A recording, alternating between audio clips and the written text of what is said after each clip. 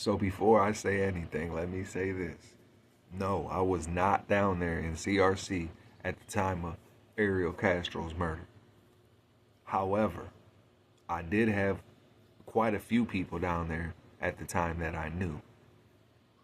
Plus, guys ended up riding into where I was at from there with information talking about it. One of the dudes that I knew down there was a really good friend of mine. A really good friend of mine. Somebody who I'd done probably 12 years of time with, fought with, everything, bled with. This is my guy. And I trust him. So let's start. Let me give you a little bit of history before I get into the story.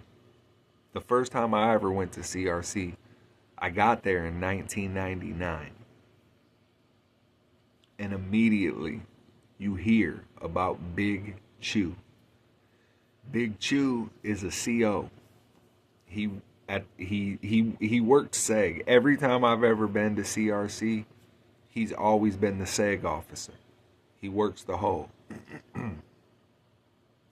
If guys go to the hole for mouthing off to COs, if guys go to the hole for exposing themselves to female staff, if guys go to the hole for anything that the block officer deems he needs his ass whooped for, they'll call Big Chu. They'll book the inmate. The yard dogs will come get him, the officers that work on the yard. They'll come get him, cuff him up, and they got to walk him across the yard to the hole. While he's on his way to the hole, the block officer that put him in the hole will put a phone call into Big Chu. Hey man, we got one. Yeah, go ahead and let this one feel it. And then that dude will get to the hole and Big Chu will beat the fuck out of him and torture him the whole time he's in the hole. Depending on what he did. Big Chu was the real deal.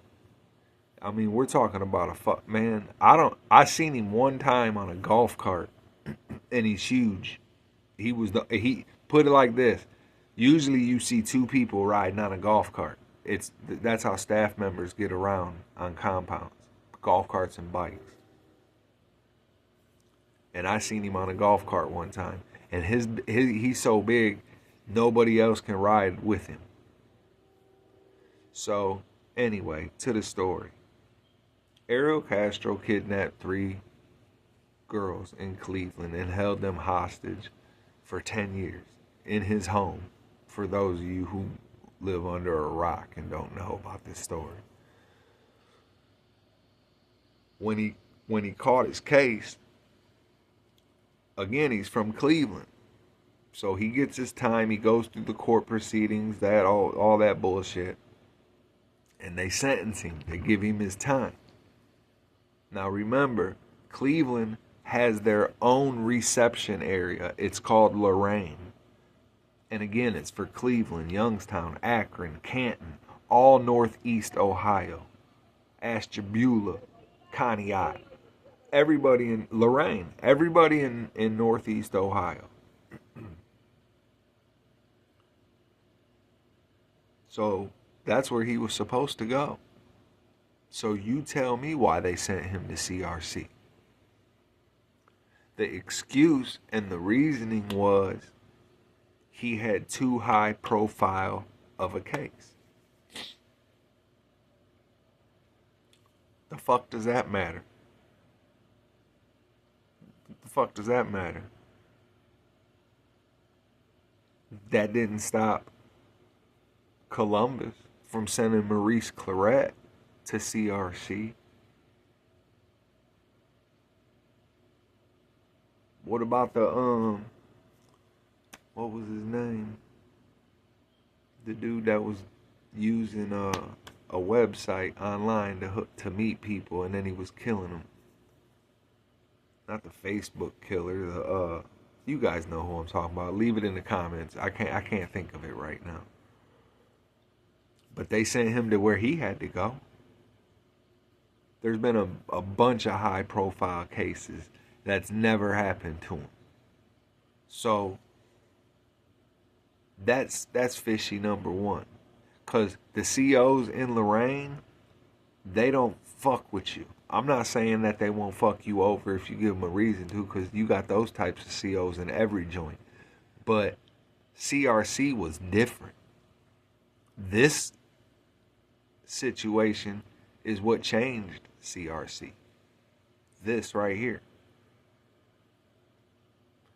So they take Castro, they send him to CRC when he was supposed to go to Lorraine. I don't know how long he was there, but I do know it was like his first week, maybe two. I don't even think he left the reception block. You sit in the reception block like 7 days. It can take up to 14 days, but typically within 7 days, you get shipped out of the reception block into the block you're going to be in until you ride to your parent institution. I don't believe he left the reception block. That's how soon it happened. I could be wrong about that, and if you know the answer, leave it in the comments. Again, I wasn't there. But I do know this. For whatever reason, whether it was because of who he was and they was just trying to keep him on PC, which I think that was the case, he got put in the hole with Big Chu. Now let me take you back. It's common knowledge in Lucasville and even Lebanon back in the 90s. That was a thing. Hey man, be careful, bro. They'll take you back in the hole, man. They'll put you in one of them wreck cages and beat you to death and hang you from the dip bar and say you killed yourself. That's been a rumor. Like that's been something that's been said amongst inmates about COs in Lucasville and Lebanon and CRC since I started doing time in 99. Big Chu was there in 99. Dude's been there forever. He might not be there now. I don't know. But I do know that that was a thing. And when I worked at Lucasville, it happened every day, people. Don't listen to what these news people tell you or what you hear in the media anywhere. Because it's all bullshit. Prisons don't report most shit because it makes them look bad. They keep everything in-house. Everything. The only time shit gets out is when workers at prison report it. That's it. Or if an inmate has money and has people with a lawyer and that type of shit. But typically it's a CO that outs an institution, not an inmate. Because they keep everything in-house. But I don't want to get off topic. It's been a thing. And they used to, listen, there was a guy, just real quick, not to get off topic, there was a guy who hung himself in his cell, not in a rec cell, but in his regular cell. He had killed himself somehow. He tied himself up from his bunk bed, I think, and he hung himself. Apparently, he had tried this a lot of times and just failed. Now the COs down there don't care if you kill yourself or not, and this is why, or I don't know why, but this is how I know, because when they went and they swooped that man's body up and they put him on that gurney to roll him out, as the nurses was pushing him down the corridor hallway, the COs was standing in the doorways of all these blocks. It was 6 blocks. There were COs out there giving the body a standing ovation as the nurse was pushing them down the hallway.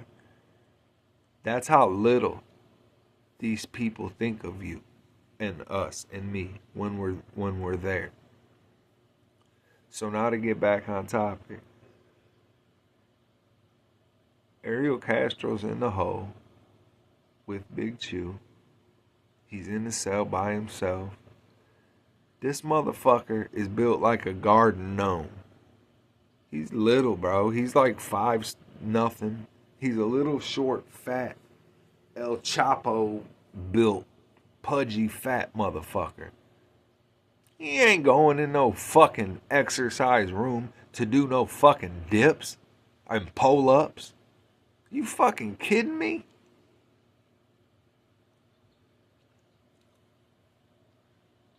They found him hanging from the dip bar, dead, with his pants down. He was naked. I mean, he had pants, but they were down around his ankles, and his underwear were down around his ankles as he's hanging from a dip bar. And the rumor was that he was self-asphyxiating and masturbating. That's how they killed him.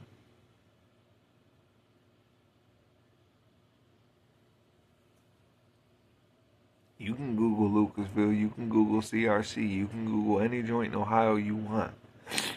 Back in the day, for sure, DCOs was treacherous.